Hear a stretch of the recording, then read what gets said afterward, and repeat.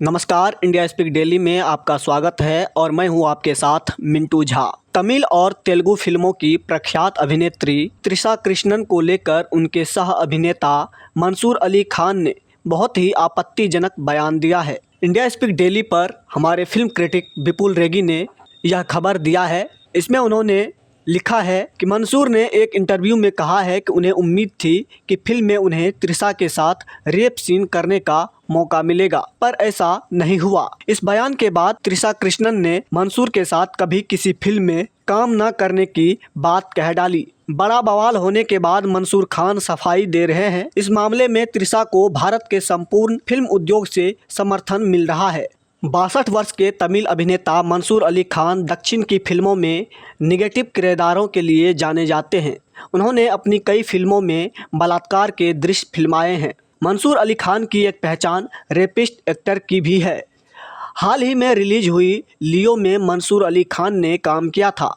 इस फिल्म में त्रिशा भी एक महत्वपूर्ण भूमिका में दिखाई दी थी। हालांकि दोनों ने कभी स्क्रीन शेयर नहीं किया था। उसकी वजह ये बताई जाती है कि मंसूर का व्यवहार सेट्स पर महिलाओं के साथ अच्छा नहीं होता। यही कारण है कि फिल्म निर्देशक लोकेश कनगराज ने त्रिशा कृष्णन को मंसूर अली खान से दूर रखा और दोनों का कोई सीन एक साथ नहीं रखा। एक इंटरव्यू में 62 वर्षीय अभिनेता ने कहा, जब मैंने सुना कि मैं त्रिशा के साथ काम करने वाला हूं, तो मैंने सोचा कि फिल्म में एक बेडरूम सीन होगा।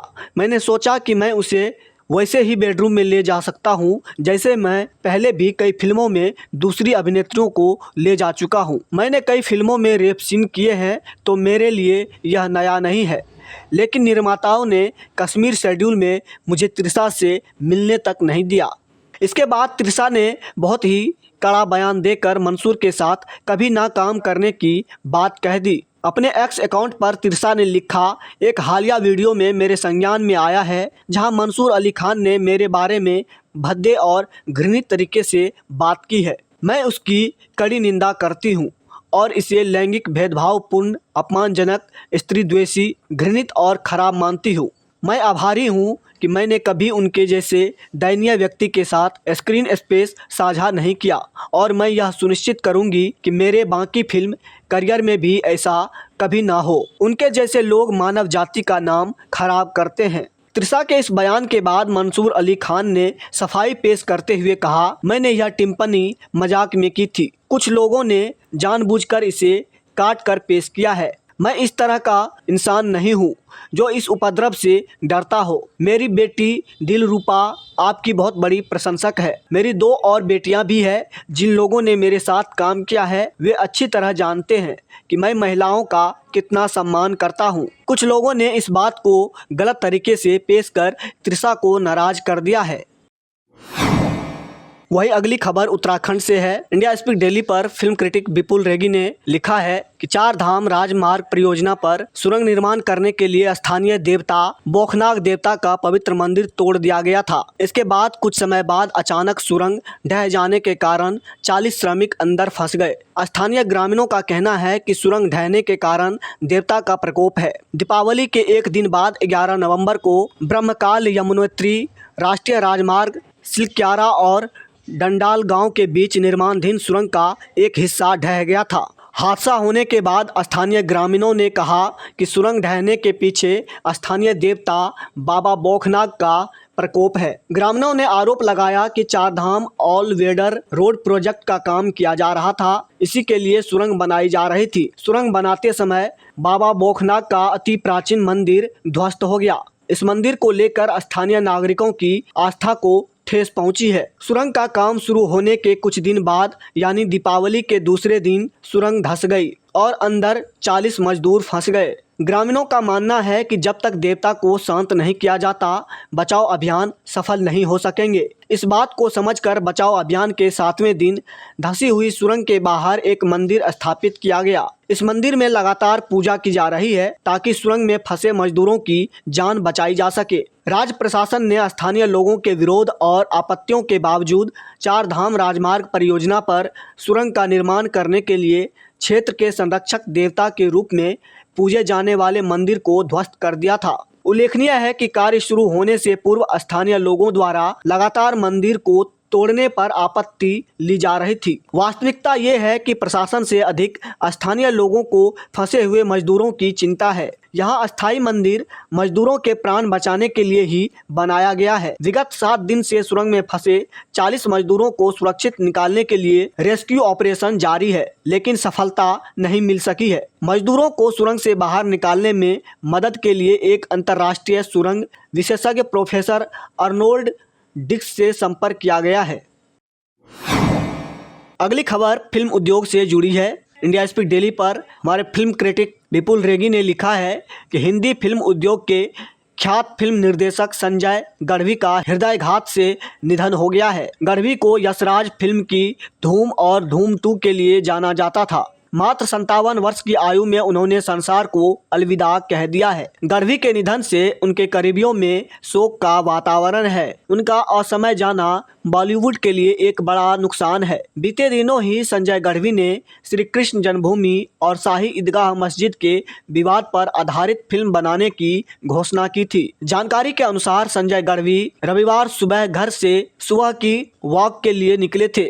जब वे लोखंडवाला बैक रोड में मॉर्निंग वॉक के लिए जा रहे थे, तभी उन्हें सीने में दर्द उठा। तबीयत खराब होने पर संजय को तुरंत पास स्थित कोकिलाबेन अंबानी अस्पताल में ले जाया गया, जहां पर डॉक्टरों ने उन्हें मृत घोषित कर दिया। डॉक्टरों ने मृत्यु का कारण हार्ट फेल होना बताया है। रविवार शाम तक संजय का पार्थिव शरीर अस्पताल में ही रखा गया था। रविवार की रात उनका अंतिम संस्कार किया जाना था। हालांकि अंतिम संस्कार के बारे में अब तक जानकारी सामने नहीं आई है। संजय के निधन पर इंडस्ट्री के कई ख्यात लोग शोक प्रकट कर रहे हैं। संजय लोखंडवाला अंधेरी वेस्ट के ग्रीन एकर सोसाइटी में रहते थे। कुछ दिन पहले ही संजय ने अपने नए प्रोजेक्ट की घोषणा की थी। वे श्री कृष्ण जन्मभूमि और शाही ईदगाह मस्जिद के विवाद पर एक फिल्म बनाने जा रहे थे। हिंदी फिल्म उद्योग में संजय गढ़वी की पहचान यशराज फिल्म की धूम से बनी थी। इसके बाद धूम 2 ने उन्हें बॉलीवुड में स्थापित कर दिया। संजय ने अपने करियर में 7 फिल्मों का निर्देशन किया था। उनके परिवार में पत्नी और 2 बेटियां हैं। उनकी बेटी ने मीडिया को बताया कि मृत्यु रविवार सुबह लगभग 10 बजे हुई थी। संजय की फिल्म धूम का संगीत प्रीतम ने दिया था। प्रीतम ने भावुक होकर अपने एक्स अकाउंट पर लिखा है, संजय को लेकर आई इस खबर को मैं समझ नहीं पा रही हूँ। हर तरफ सन्नाटा सा छा गया है, लेकिन शो को तो जारी रहना ही होगा। मैंने आज अपना पथ प्रदर्शक खो दिया है, वह शख्स जिसने मुझे खोजा और मुझ पर विश्वास किया।